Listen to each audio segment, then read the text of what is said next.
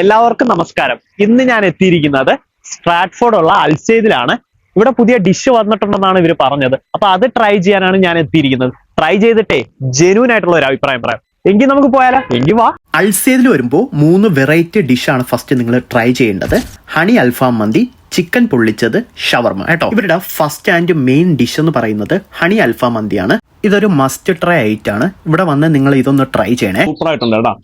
ഇതില ഹണി അൽഫാം മന്തി. Second try ചെയ്യേണ്ടത് ഇവരുടെ ഓൺ മസാലയിൽ പൊള്ളിച്ച ചിക്കൻ ആണ്. ഹാഫ് ചിക്കൻ ആണ്.